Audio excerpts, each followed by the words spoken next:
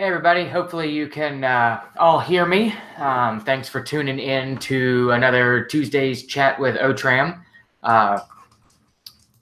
Running a bit behind, getting home to start this. All hear me. Thanks for just ran in the door. I was late leaving the shop. So yeah, still in my work clothes. Yeah, sorry I missed last week. Was down in Atlanta for the FabTech Expo, which was an amazing tool show, but way overwhelming. I went down with the intention of shooting video and taking a lot of pictures. And the show was so overwhelming that I just really didn't get any of that done. So I put a little bit of it, I put what I got in the Sunday coffee video, which wasn't much, but it was a super awesome show. Hoping to hit it again next year. And if I do, then I'll do a better job of shooting video so you guys can see everything that was awesome there. There were machines there that were bigger than my shop. It was insane. What else is going on new? So not a lot new to update about the shop and what's going on because I wasn't there for most of the last week. So we just got a bunch of the parts for the 3FE swap cleaned up and painted. And did some more work on the 80 bumper. Just, bumping around on that stuff. So yeah, whatever you guys want to talk about, just let me know. Hopefully you can hear me and see me. But yeah, I don't really have anything planned. We got a new patron on Patreon, I think yesterday. So that was super awesome. Thank you for the support. Yeah, the subscriber count just keeps clicking up, and we went over 100,000 on views over the weekend. So that was super cool. It's crazy to me that 100,000 people have watched the videos, or the videos have been watched 100,000 times, I guess I should say. What else? I ordered like a shoulder camera mount thing, which should have showed up today, but it didn't. The plan is to kind of wear it most of the time at the shop so I can get more video of just the day-to-day of everything we do to fill out the Sunday videos and to give people a better idea, what everything we get into, not just the bigger stuff that makes it into the how-to videos, but like everything that comes through.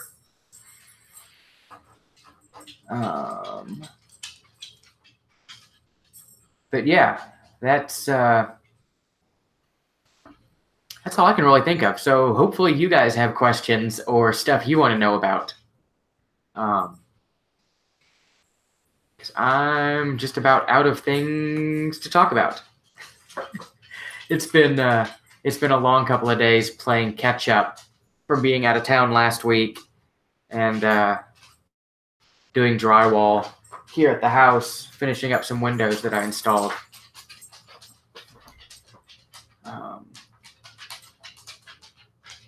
Yeah, I'm whooped. I need a vacation from going on vacation. I think we walked like 19 miles over the 2 days we were at FabTech, and we still didn't see the whole show. It was huge. I've never been to a show that big. I would assume SEMA is that big, but I haven't been, so I can't really compare it, but it was insane. And it was everything from like, small tool companies, like, 1, 2, 3 employees, like, building stuff in a small shop, all the way up to like multi-billion-dollar, laser cutters bigger than the shop.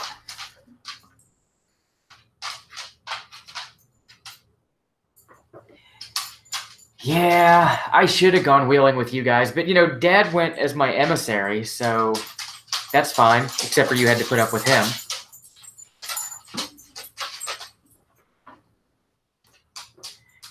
It probably would have been cheaper for me to go to Utah since I wouldn't have the wish list for tools that I do now. Guys, Out. Go play somewhere else. Agnes, Trilly, go.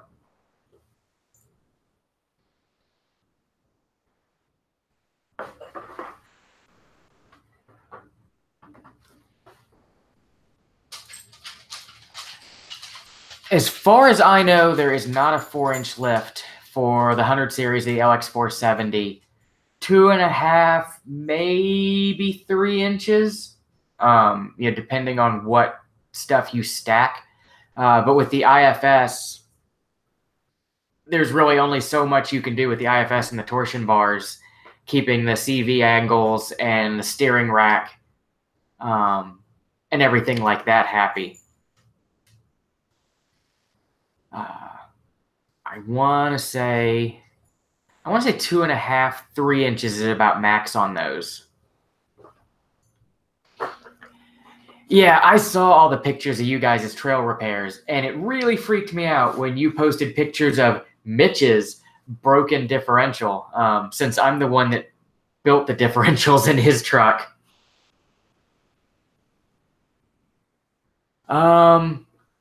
1.5 to 2 inches is probably okay without getting the upgraded control arms. We usually do them like in the 2.5 inch range, in order to keep the caster and the camber happy. With the lower lift amounts, you can usually still keep them in spec with the stock arms. You don't need them until you're like 2.5 inches. And then you're getting into needing the diff drop brackets as well, to keep the CV angles happy.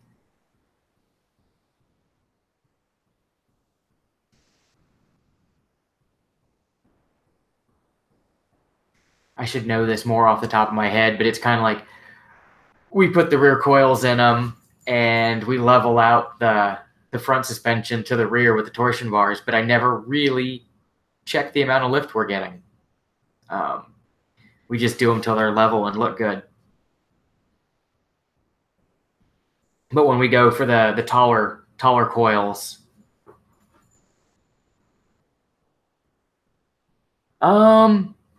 with 1.5, 2 inch, you can probably get away without the diff drop. Your CVs would be happier with dropping it, to maintain the factory angle, but you're probably still okay if you're in the 1.5, 2 inch lift. Generally, when we go to like 2.5 is when we do the upper control arms and the diff drop brackets. And thanks, Joe, for the thanks. We try. It's fun making the videos. But sometimes I run out of stuff to make videos about, which is why I started making the Sunday videos of just like the random goings on at the shop.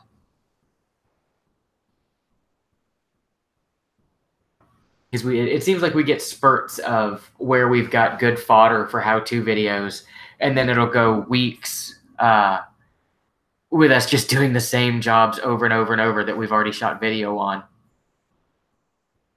Although I'm likely going to go back and redo the knuckle videos and the timing belt videos, just because those were done when we were very first starting, and I don't like the quality of them. Leak coming from GX470 transfer case. Depends on where the leak is and what it's doing. I can't picture the GX transfer case off the top of my head. The 100 series ones are kind of like the 80 series, where if it's one of the shaft seal leaks, you've got to take the whole housing off because the shaft is retained from the inside with a snap ring. Instead of the old school ones where you could just take a flange nut off, take the flange off, put a seal in. Gasket area of the input shaft, like where the transmission and the transfer case mate together, or the front drive shaft. The one between the trans and the T case, it's not horrible, but you got to pull the trans or the transfer case rather to fix it, because there's not really a gasket between the trans and T case. It's two seals one in the backside of the transmission and one in the input to the transfer case. So depending on if you're leaking gear oil or trans fluid, that'll tell you which one's leaking. Not particularly fun, but not horrible to do. It's like, pull the shifters, pull the drive shafts, cross member and 6 bolts. It's just heavy to drop the case. So if it's gear oil, it's probably the input shaft seal for the transfer case. You'd know better once you pull it off. As far as what's a good website to order suspension for the LX470,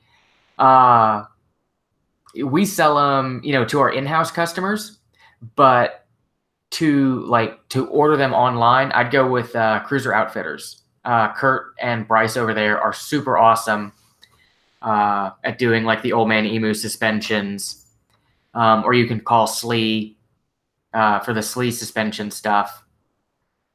But yeah, Cruiser Outfitters, Slee, both of those are probably your best choices for suspension. Ever resealed an 8-inch front diff without pulling the axles? I have not. I'm not that much of a masochist. Oh, I forget about Slinky. I haven't done one on 100 series yet, so I always forget about those. Yeah, so Slinky from Endless Horizon Outfitters. I think that's who sells those now. But I don't think you're going to get the 8-inch front diff sealed without pulling the axles, because you're only going to get it to come back like a millimeter or two with the axles still in there, so you're not going to be able to scrape the old gasket or pucky, whatever's in there, sealing it now. You're not going to be able to get a clean surface to reseal too. So yeah, I would pull the axles. It doesn't, it's not that hard. Pull the wheel hubs, pull the spindles, slide the axles out, drop the diff. Cruiser Brothers sells a seal kit just for doing that. It's just like the knuckle gaskets, the wheel bearing seals, and the inner axle seals. So it's super awesome. You don't have to buy the whole knuckle kit. You can just get the end seals. So I would go that way. That way you can clean it up and not have to do it again. Engine noise on 200 series turned out to be the engine. Change the oil and filter with genuine Toyota and it's gone. I wonder if somebody, I had a customer, because the 5.7 takes 0.20. And I had a customer that was like, oh, 0.20, that's way too thin. And he put 10.30 in it. And his engine sounded terrible. So we swapped it back to 0.20 in a factory filter, and the engine noise went away. So I'm guessing maybe that's what happened on yours. But yeah, we tend to always run the Toyota filters because they're cheap and easy to get, and that's what Toyota runs. So those are good enough for me. And we go by Toyota's oil spec, but I know a lot of people will change oil specs, thinking that like the 0.20 or even the 5.30 is too thin.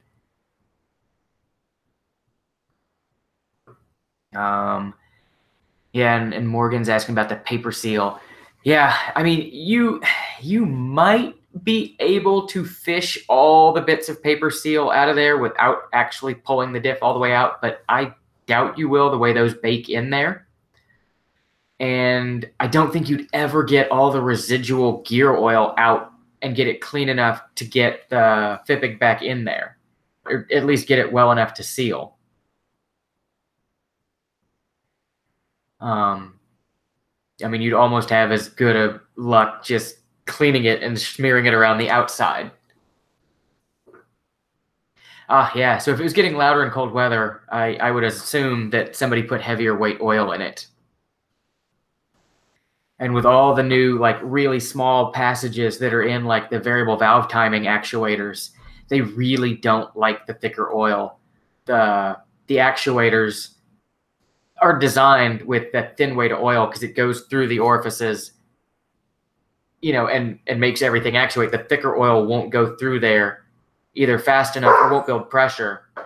So you run into valve noise and actuator noise with the heavier weight oils.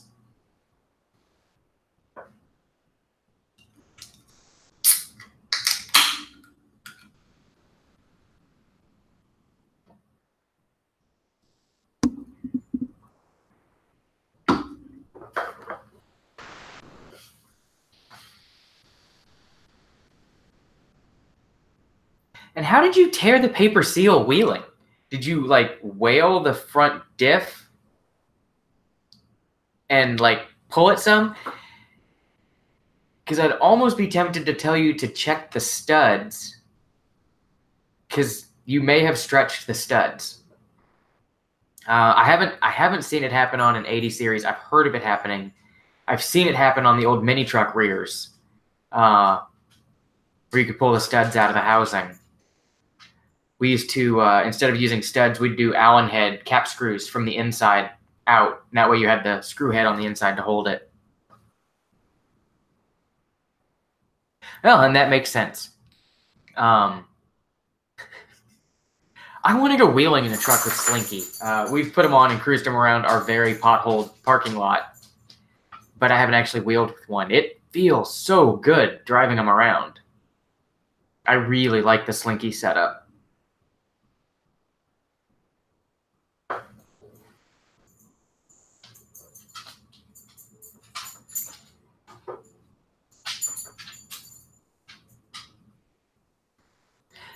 If the nuts all worked loose, then yeah. That's not going to be a fun job. I'm glad you live really far away from me.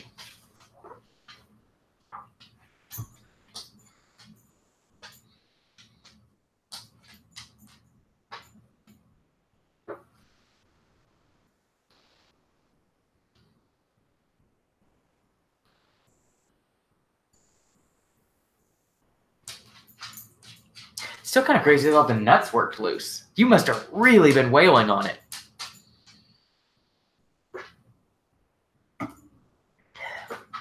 Jeff's not really a good comparison. I've watched him wheel and his dog fall out of the back of his truck and he didn't notice. So I don't think he's the most observant person four-wheeling.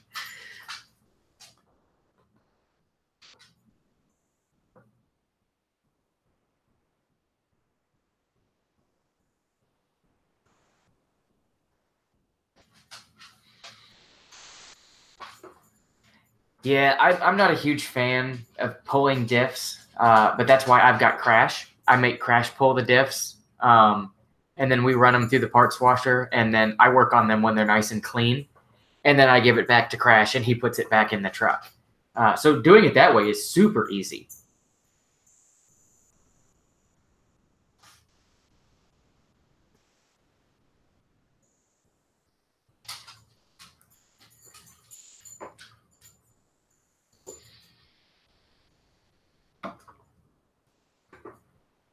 Everybody needs a Crash. I don't know how I got by without him. You could eat off our shop floor. He does not like messes anywhere.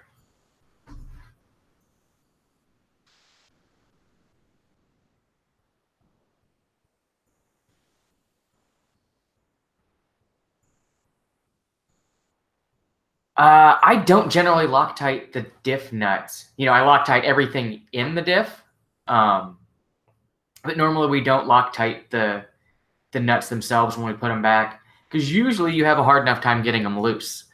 I mean, a blue Loctite wouldn't hurt. But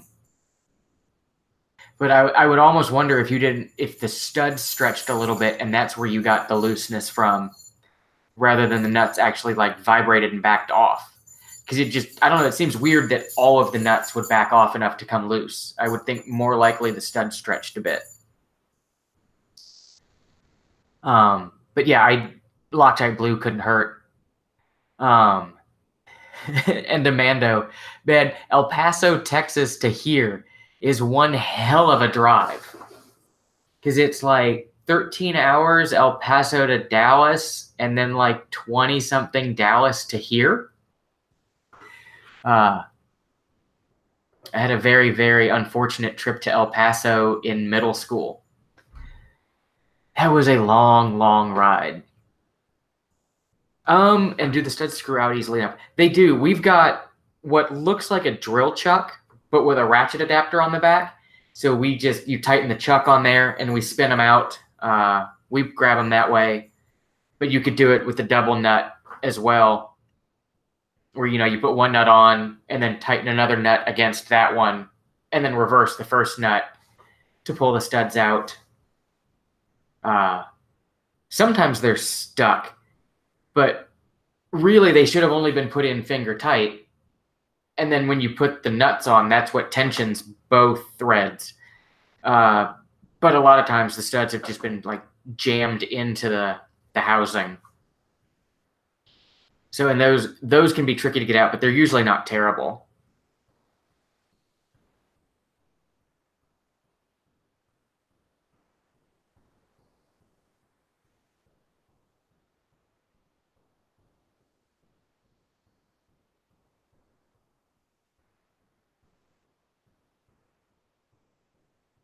Somewhere around here, I have a ton of the metric Allen's cap screws for doing the stud replacement and the nylock nuts that go with them.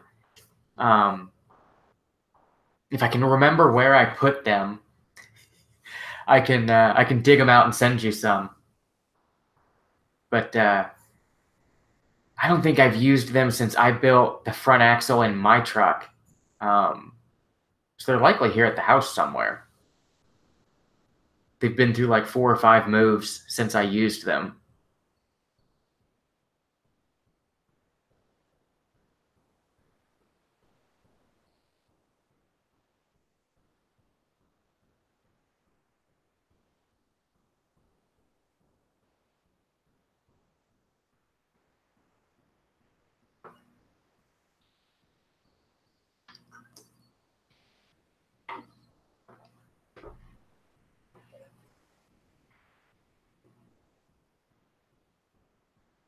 Oh, and back to Mando. I got your estimate request. I got your email. We were just running way behind since Tim and I were both out of the shop last week. I was out for the first part of the week, and Tim was out for the second part of the week. So even though there was always one of us at the shop, we didn't actually overlap to get caught up on anything. So yeah, you're on the list of estimates to write. We just haven't written it yet.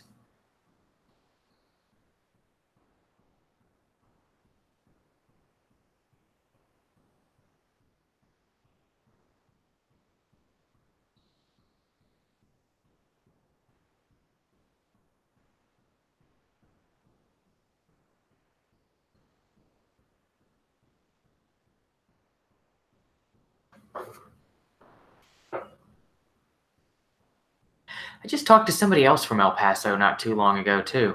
I don't remember who it was. I think it was somebody here on chat.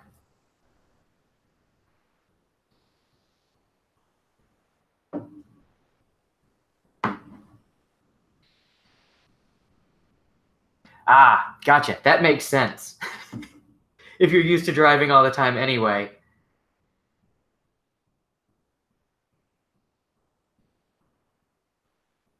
Then it's all good.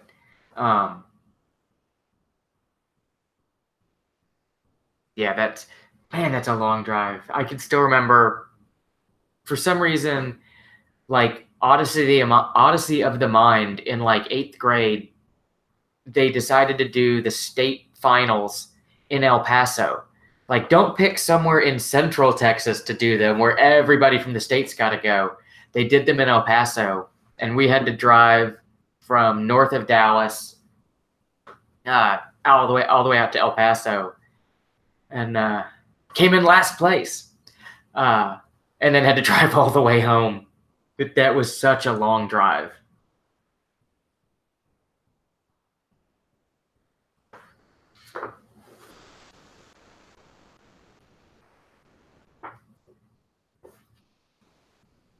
But yeah, if you're a truck driver, I guess you're used to that. I'm not a fan of driving. I like my 10-mile commute from the house to the shop.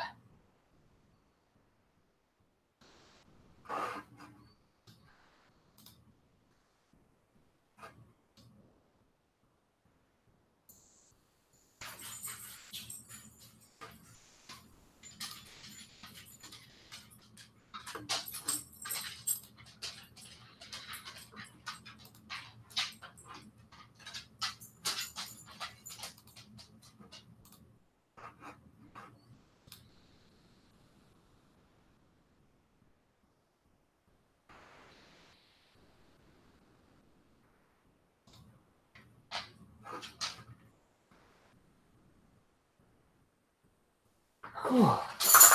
You guys are fine. Ooh.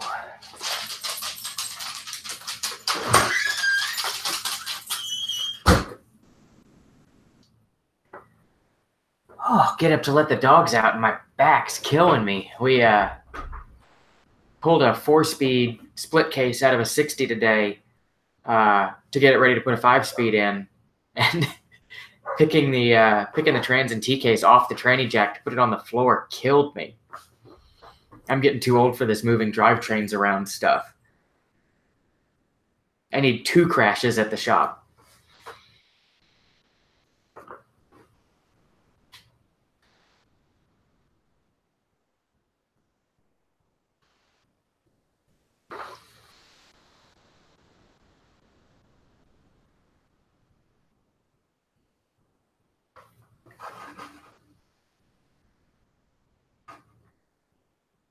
But yeah, I guess this week at the shop we're doing. Hopefully you guys can still hear me. It looks like I've got spinning wheel of death. We're doing 5-speed swap on an FJ60, timing belt and spark plugs on 100 series, fluid changes on another 100 series, and then more random work on the bumper project that just won't end.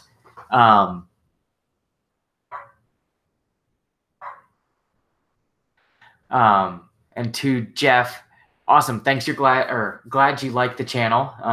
We try to make informative videos, even if the quality's not always there. On the 06 LX 470 says the front CV boots are seeping grease and the shocks are seeping oil. The front CV boots seeping grease, probably not really a huge deal. It seems like all of the 100 series is weep grease where the boot clamps are. Normally, it's just like a film, maybe some sling. A lot of times, by the time we see it, the truck's fairly high mileage. So, we just kind of tell people, leave it alone until the CVs actually, start making noise. Because I don't really see the point in rebooting a CV joint that has like 180, 200,000 miles on it. Okay, it's losing a little bit of grease, but it's probably not long for this world. So just wait until it actually starts making noise and replace the CV axle. The shocks are seeping oil is more serious because if the shocks are leaking oil, that means that they're losing their oil and aren't going to be able to control the suspension as well. And if it's an auto height controlled truck, that gets really expensive. The shocks are expensive on their own. And then most of the time, at least here locally, the suspension stuff is so rusted that you can't get the AHC lines loose of the shock without cutting them. So then you need a shock, a $500 line, and it just kind of snowballs from there, which is why, a ton of people replace it with the Old Man Emu stuff. So yeah, I would be more concerned with the shock seeping oil than the CV boots. And to Eric, yeah, I've got no problem with doing a 200 series pre-purchase inspection video. We just don't see that many 200s through yet, so we haven't really had a chance. We haven't had a chance to shoot a 200 series inspection video. We also don't really see them enough to see a lot of issues with them, like a lot of common stuff that we would point out in the video. But we could do our normal once over, and point out everything on that. So yeah, I could totally do that. And yeah, a good call on just doing the AHC delete once the auto height control blows up. We've got one 100 series that came in over the weekend for issues with the auto height control. And, we put it up on the rack yesterday, and one of the front hard lines is completely rusted out. And I don't know that we're going to be able to get it loose of the shock. And then, the rest of the hard lines aren't too far behind, and I emailed the customer. I was like, hey, we found this rusted out hard line, but the others don't look to be in much better shape. You're going to be chasing leaks on the AHC. I don't know that it would be worthwhile to fix it and keep it. Maybe look at doing the Old Man Emu, which just, doing the Old Man Emu swap isn't cheap, but most of the time it ends up being more cost effective than fixing the AHC, unless you just really like the AHC system.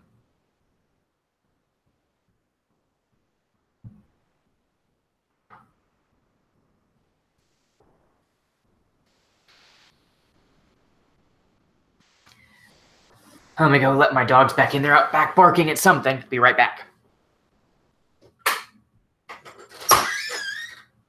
Atticus, Trilly, come on. You guys want treats? Come on, no more. Easy. We'll get them in just a minute. Just a minute. And no problem.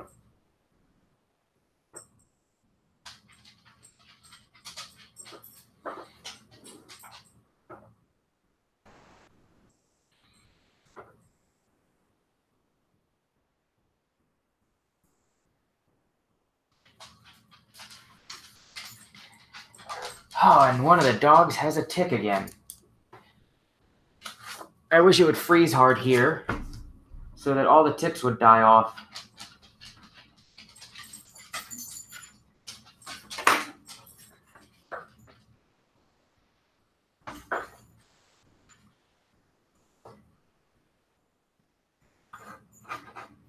Write myself a note that once I get off live chat, I need to take the tick off the dog.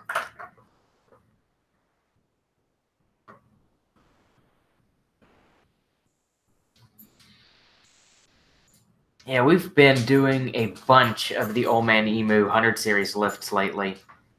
And I don't know if it's because people are seeing the videos and then being like, oh, those guys do 100 series lifts and coming to us, or if just they're all of a sudden all the AHCs are starting to fail. But we've been doing a bunch of them lately.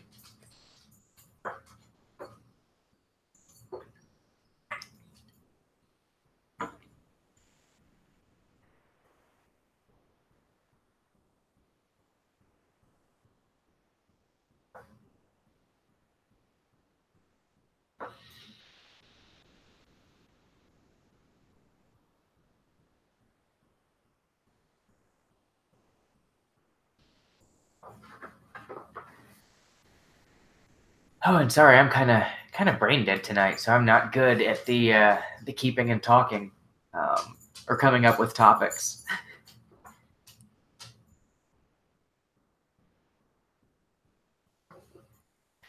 Cool. Yeah, we do lots of diff changes. The newer ones get fun with the trans fluid change. We don't actually flush at the shop. We just do drain and fills because I've seen bad juju with flushing. But the newer trucks don't have a dipstick. So you drain out, you measure what you drain, and then you pump that amount back in, and then you run the truck up to like 120 degrees transmission temperature and recheck the fluid level through this little hole in the bottom. They're a lot of fun to change the fluid. But yeah, give us a call. We're at the shop all day except for lunch, from noon to 1. But actually, Tim's in tomorrow, so Tim will be there through lunch because he doesn't take lunch.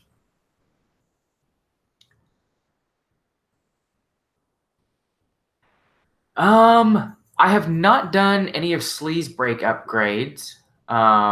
We've done the terrain tamer, drilled and slotted heavy duties, uh, which seem to work really well. With the downside of increased pad wear, at least on a couple of them we've done. We've done EBCs, done those on a couple of trucks, but we haven't had them on trucks long enough to know how they're going to hold up. We've done the Tundra Big Brake Kit on the 200 series. Those are awesome.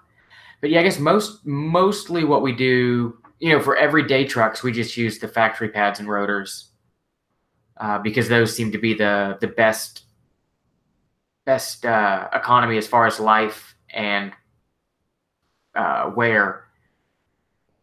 For the upgraded stopping power, the Cruiser Brothers and the EBCs both seem to be nice. I haven't done power stops on a Cruiser yet. I did them on a friend of mine's big Chevy, but I never drove it afterwards. They looked nice. I'm trying to think. Yeah, because I don't think I've ever done power stops on a Cruiser. And I've done DBAs, but it's been years since I did DBAs. For some reason, those fell out of style, and I don't know why.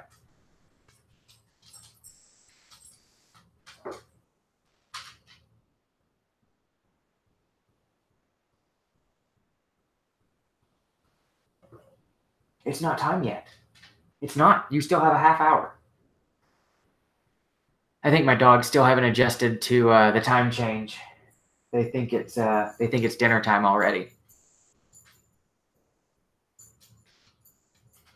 Yeah, dude, people can see you on the internet.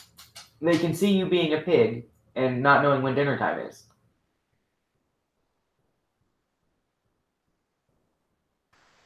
When chat's over, that's when dinner time is. It's not until 7.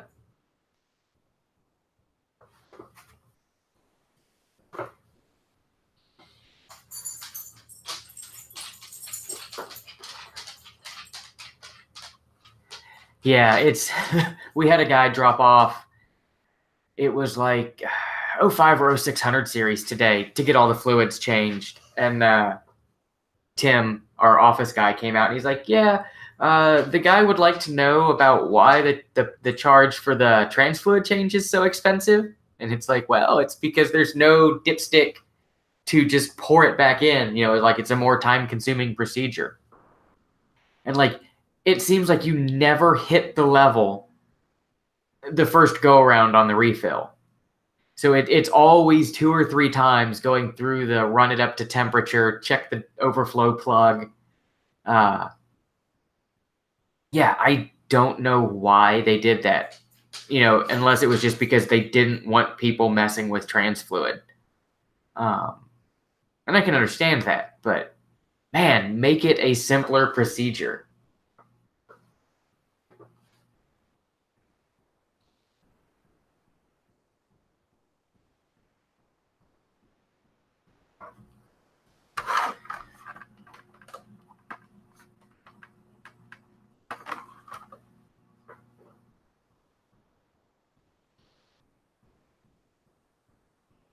And the fill plug on the side of the trans is like directly above the drive shaft. Or no, not the drive shaft. It's the exhaust pipe. So you've got to reach around the hot exhaust pipe, because you're doing this all with the engine running. Yeah, I don't know who thought of that great plan.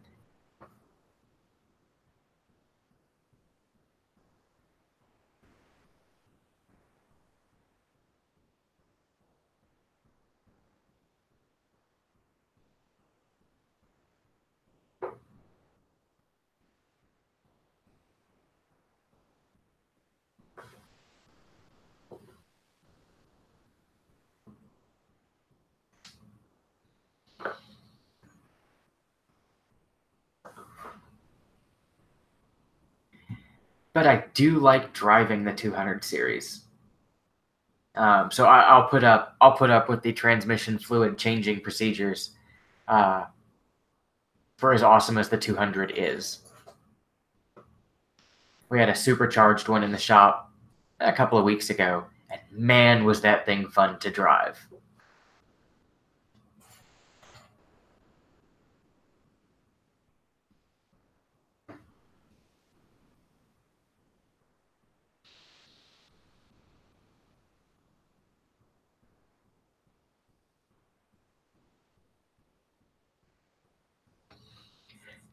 Crash is, always into little Honda, Acura, Lexus tuner cars.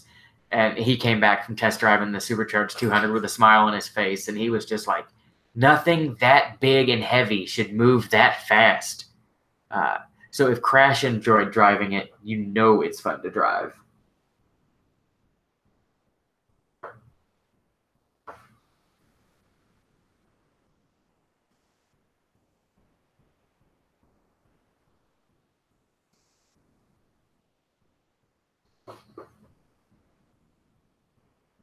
Yeah, it was the Magnuson kit. Um, yeah, like probably a year or two ago, I got a call to diagnose an issue with a 200 or a Tundra rather with the supercharger. It had just been lifted, and ever since they lifted it, whenever you got on the throttle hard, it would put the engine into limp mode. Uh, so I get in it, floor it, and when they did the lift kit, they never reset the yaw sensor.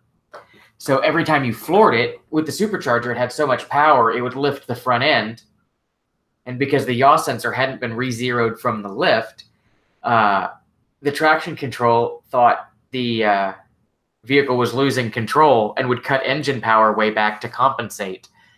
So it was a really quick diagnosis, but I had to do a whole bunch of full throttle pulls, to make sure that I had diagnosed it right. That was a lot of fun.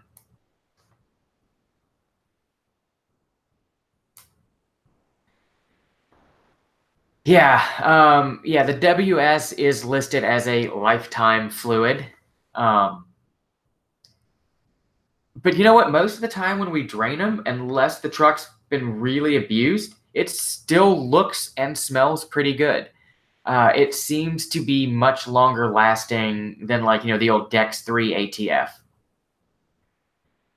Um, I haven't really seen it be nasty when it comes out, except for Priuses. Priuses use the same trans fluid, and sometimes it is funky when it comes out of them.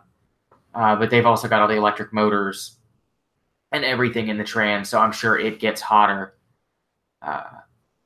than like a 200 series or a Tundra. But yeah, there's not real good maintenance guidelines on a lot of the newer stuff. And a lot of the new stuff is going straight to like the computer based, like there is no mileage interval, there's no spec. It's just like whenever the computer tells you to change something is when you're supposed to do it, which makes it hard to do preventative maintenance because you don't have a schedule to follow.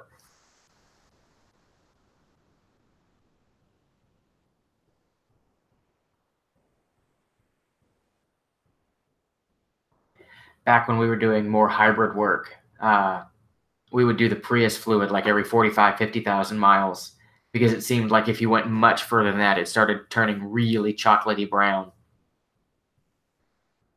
But I haven't seen it. I haven't seen it go like bad colors in a cruiser yet.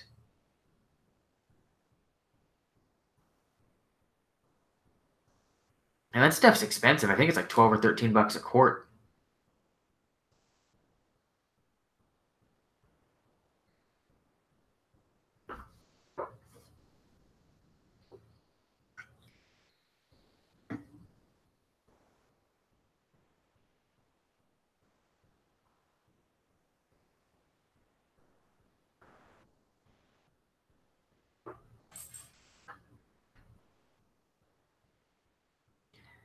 I don't know that I've done a drain and fill on a 200 series trans yet.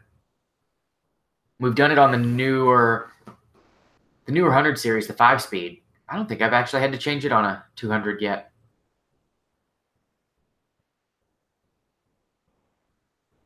But I would assume it's pretty much the same procedure as the 5-speed in the 100 series.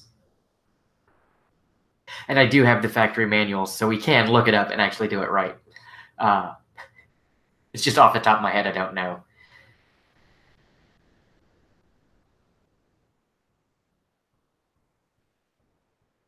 We spend way too much a month for access to all the factory service manuals and factory scan tool.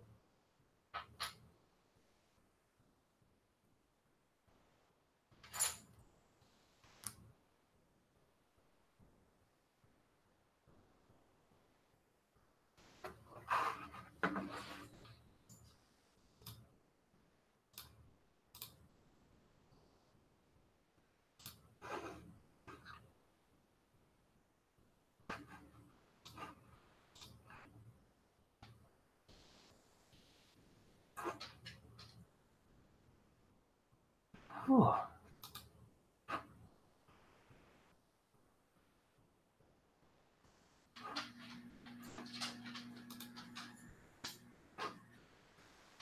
I think I'm ready for a nap.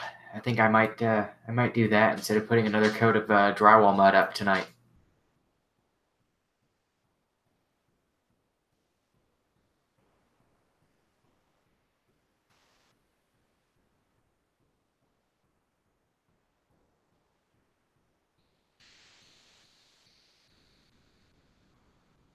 Is the video light flickering very weird on you guys' end?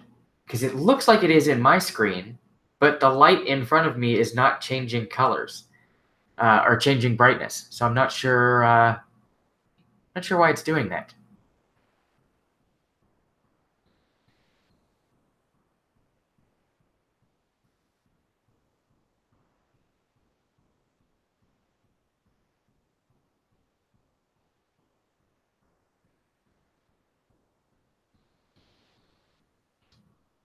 Okay.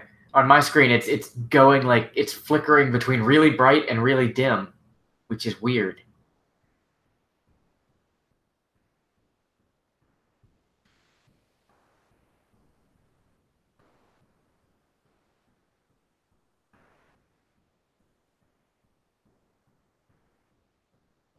Hopefully my graphics card isn't dying.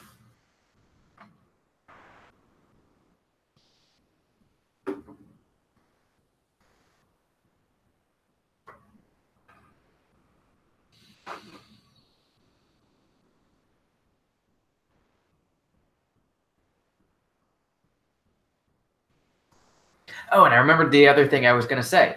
The OTRAMM shirts, I should have the first couple should be here tomorrow. So I'll actually be able to show people what the shirts look like next week. I'd ordered a couple to take with me to FabTech so I could, have my own logo on while I walked around the show.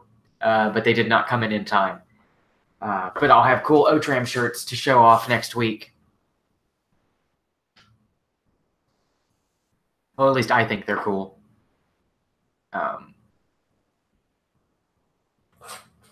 Yeah.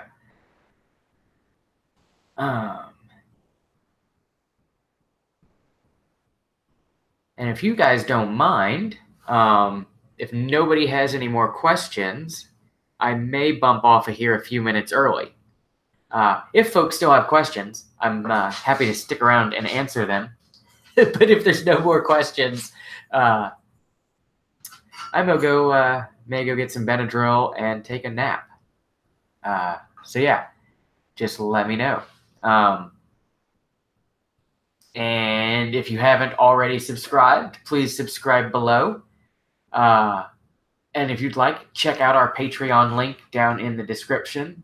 It helps us support the channel and, hopefully make things better. I've got a wish list of camera gear and lighting stuff and things like that to try to help improve the qualities of the video.